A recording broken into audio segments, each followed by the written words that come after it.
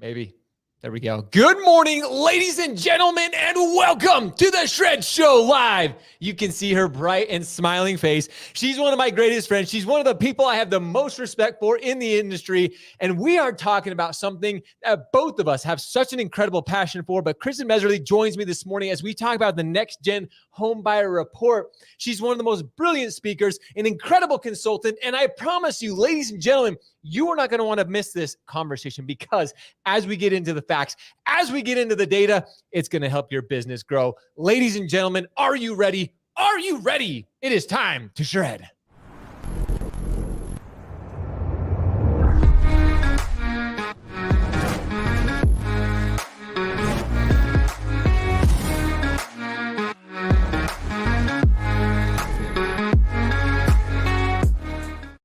Good morning, ladies and gentlemen. You know how excited I am every single morning when I get to do the Shred Show. But when I get to hang out with Kristin Messerli, I don't know if there's anybody else that I'd rather hang out with, have a great conversation with. She always makes me smile. She brightens my day, and I know she's about to do the exact same thing for you.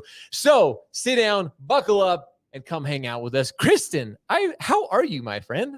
Great. It is so good to be here. Thank you so much for having me. Well, I am honored to have you. And what we're about to get into, this has been something you've been doing, the NextGen Homebuyer Report, for how many years now? You've been doing this for a while. Yeah, this is the third one. So it's really interesting this year because we've been able to look back on the data from the last couple of years and kind of build on that, see where the trends are, and focus in on some really interesting areas. Well, interesting is to say the least. This is such insightful. As you sent it to me, as I saw it get released, I'm like, holy cow, this is, again, I want everybody to know the labor of love that this is. And again, Kristin in particular has such a passion for the industry. And I know putting this together, there a lot goes into it, Kristin. But again, this is something you love. Putting all this together, as I went through it, you can just see how much you truly you want to see our industry thrive. You want to see us succeed. And as I started looking at this, I'm like, oh my gosh, this is so helpful for us. It's so pertinent to us right now. Brian View coming in, two of my favorites. What's up, Brian? Good morning. And good morning to everybody. If you're hanging out, and as Kristin and I go through this, we don't have time to go through the entire report, so we'll post a link below so you guys can get into it. But we want to hit on some of the highlights. Kristin, I have to ask, because you have been doing this for years, why?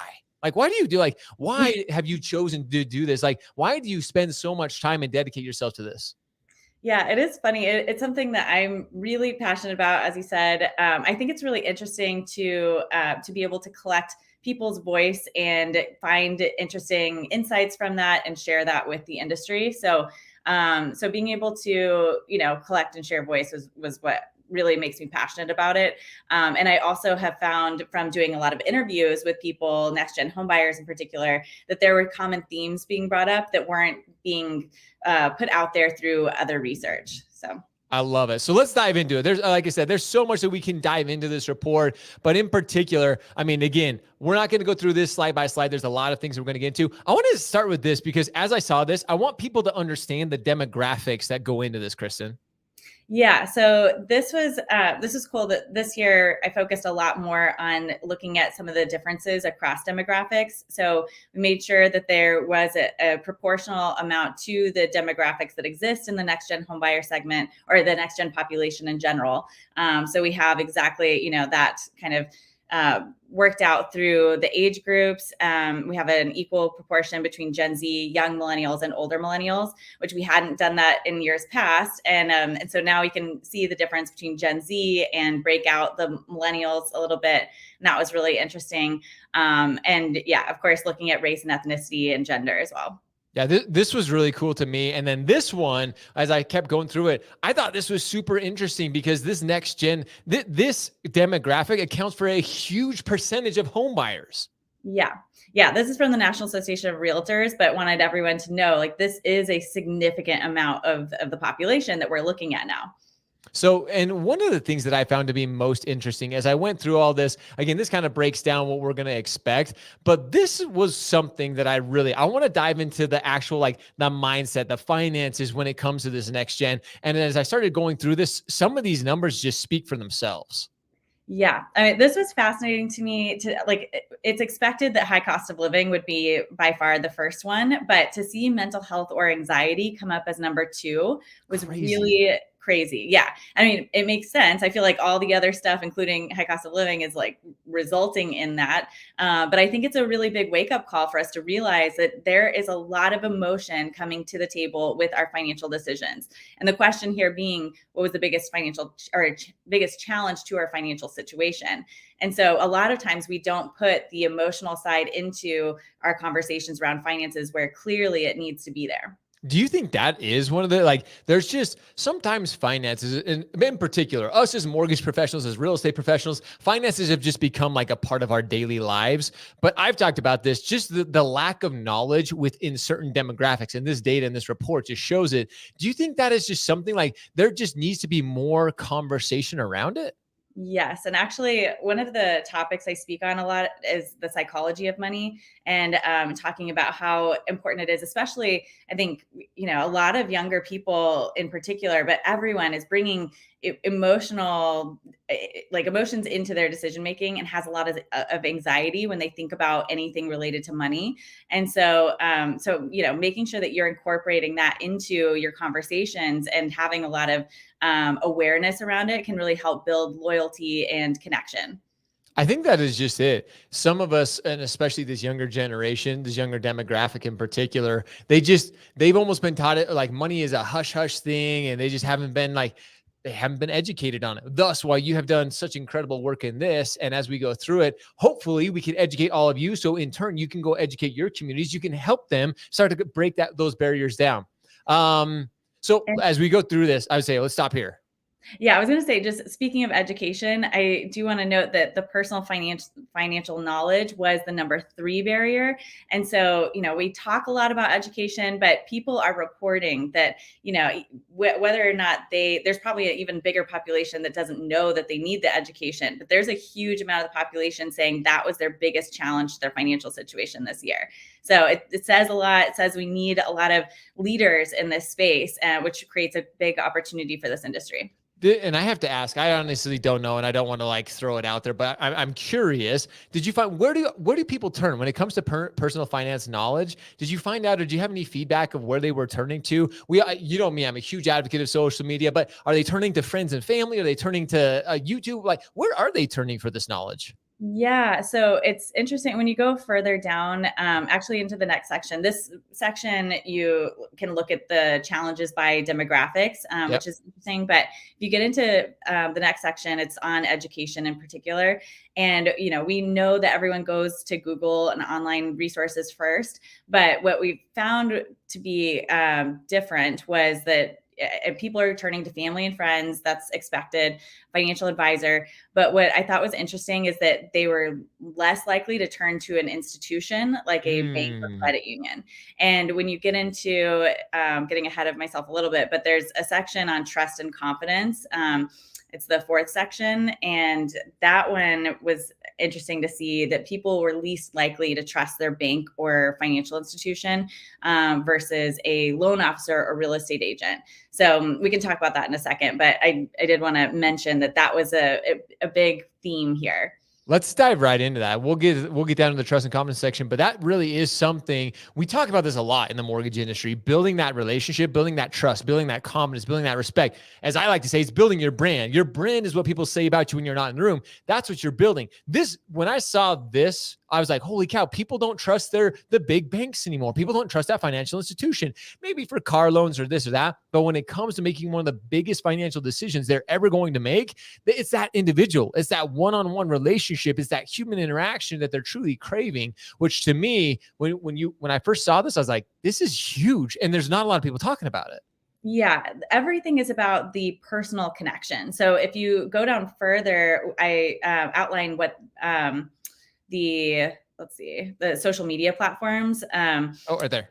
Yeah. So YouTube was by far the first one. And I know Crazy. that this is because people are interested in following individuals, and you see TikTok rising very quickly up the ranks here at 54%.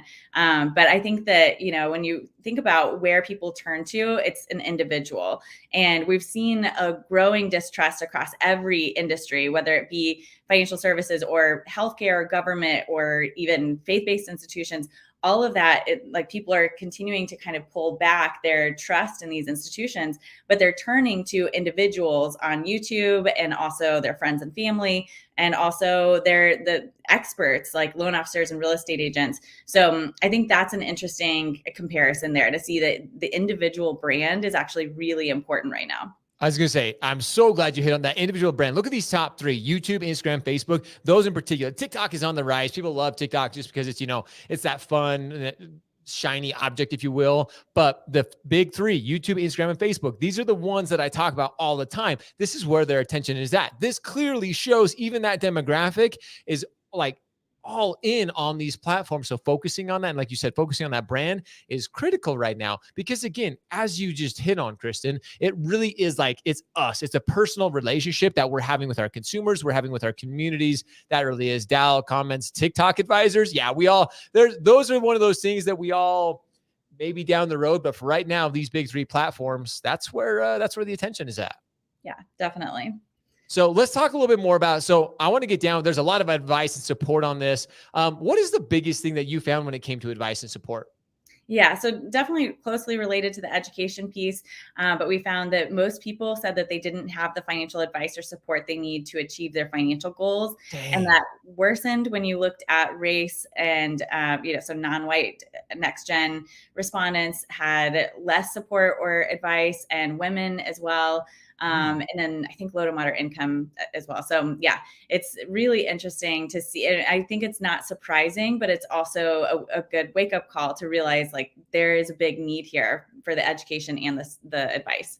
I think there's a huge need for it. And again, sometimes we get so stuck in like the mindset of like mortgage, but it's especially loan officers in particular, that's what we're talking to here, that there's more to that. Like the education side of it, there really is like, okay, let's talk through. Let's build this trust and confidence. And we kind of hinted on this earlier, but let's really dive into this, because ultimately at the end of the day, that's what every single one of you that are listening today, doesn't matter what, like from loan officer, mid-level management, branch managers, executives, all of this still plays and has like a huge like impact on what we're discussing today. So let's talk about this. Yeah. So last year's report, we had a really interesting finding that I think it was 2 in 3 NextGen home buyers said that they did not think lenders were trustworthy or reliable. Whoa. And that was like a big, big finding, big wake up call. And when I shared that with friends, they're like, I'm surprised it's not higher. Like people talk about this kind of level of distrust with banks and lenders. And so we asked more questions this year about trust in particular to kind of dive into that. That's an area I've been doing a lot of additional research and speaking on. And but as I mentioned before, it's interesting to see that 2 in 3 NextGen homebuyers said that they did think their loan officer was trustworthy, and so to help them make smart decisions. So the loan officer versus the lender, they're going to be more trusting of the loan officer, and they're also going to be more trusting of individuals instead of the institution.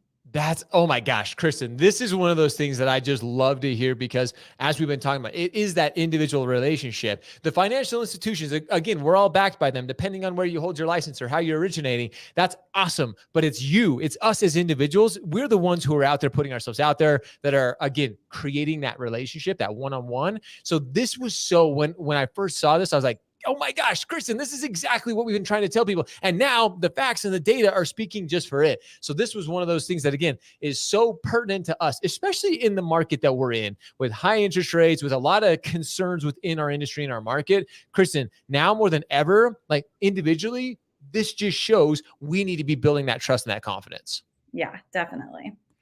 So I want to dive into, and these are some of the numbers on here. I want to kind of skip through this. This was the confidence in housing. When I saw this, I was just like, holy cow. So let's chat about this a little bit. Yeah. Did you think this was high or low? I thought it was low, personally. Yeah. I thought it's interesting to look at this. I mean, the majority said that they lacked confidence in the stability of the housing market.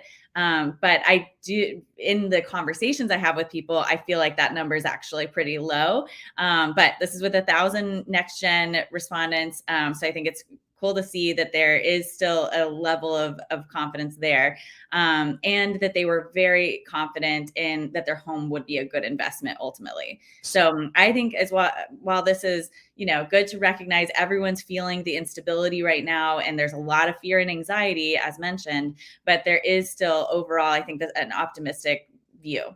Okay, I'm glad you mentioned that, because here's what I thought when like I said, I thought it was low, but here's why, is because you and I do this every single day. Like, we understand what's going on in the market. This just showed to me that there's so much opportunity, going back to what you and I have been talking about, is educating them. Like, here's the thing. All of us want to get the next transaction. I understand. All of us want to feed our families. All of us want to make sure, we're getting loans and opportunities in whether there's mortgage or real estate, but education, Kristin, this is what this report is all about. This is where you truly gain, that client for life, that community for life, is educating them on what's to come. 61%, like I said, that for me, that was a low number. I was like, okay, that just means all of you mortgage professionals out there, all you loan officers, all you realtors in particular, you can go and educate them on what to expect, like what is coming in the next 5 years, and settle their concerns. If you can calm their concerns, Kristin, you and I both know people are going to be like, oh my gosh, Kristin helped me out. Like, I know what I'm looking forward to in the next, 3, 4, 5 years. That just helps us build that relationship for forever.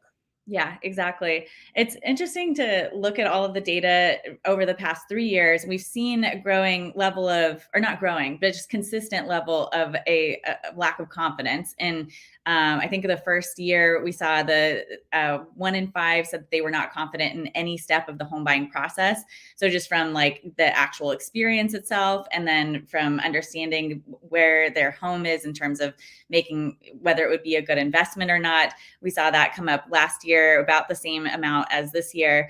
And so, it's a story that you and I are always telling. And I think many people in this industry are talking about, but we really need to, like, this is very grounded in real research. I mean, with 1,000 respondents saying, or 3,000 at this point, saying consistently, we're lacking confidence, lacking education, lacking the support and advice, but they're looking to individuals for that kind of support.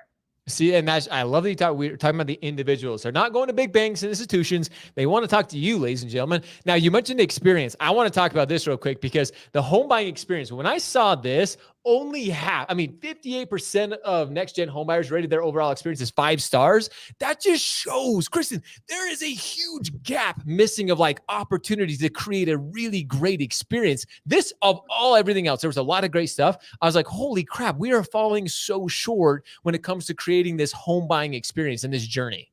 Yeah. Yeah. And this is the exact same percentage that we got last year as well. So, I mean, across the board, people are consistently saying they weren't having a great experience, half of people. And, so I feel like that's a big opportunity. And the number did lessen when you looked at women, which single women make up the second largest cohort of home buyers. So that's something to keep in mind. And it also lessened with Gen Z. So really interesting to take a look at that data too. It was great. And this one, I love this one. I want you to, like, experience matters. This was, I guess, the only piece of information I think on this that really surprised me. But it makes sense. It goes back to the individual that we've been talking about.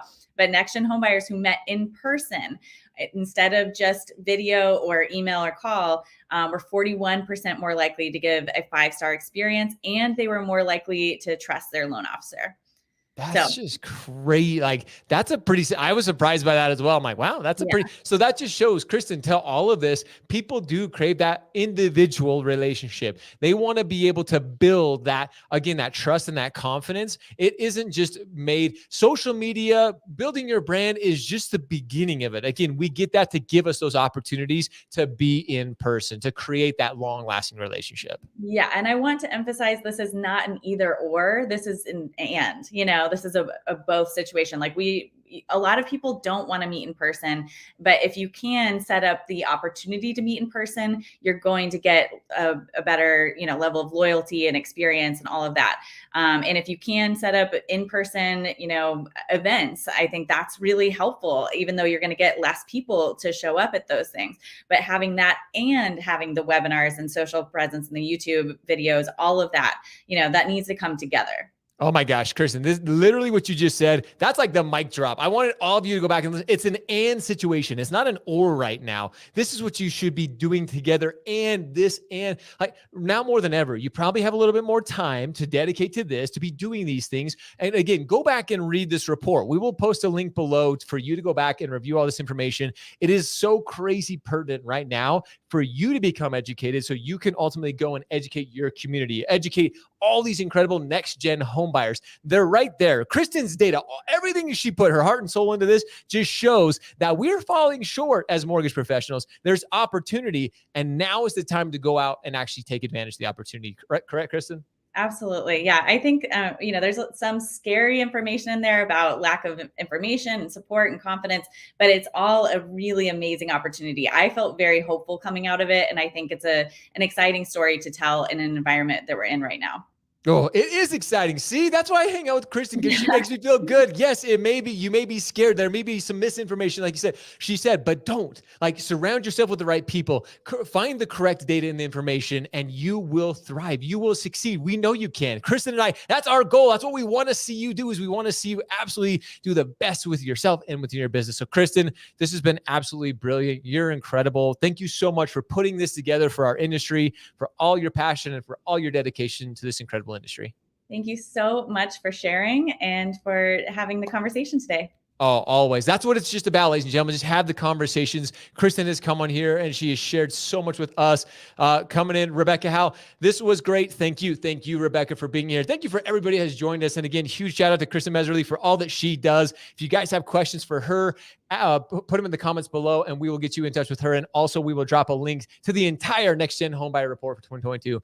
As always, we appreciate you. We love you. Now it's time for all of you to go shred, go show up, hustle, repeat every day. See ya.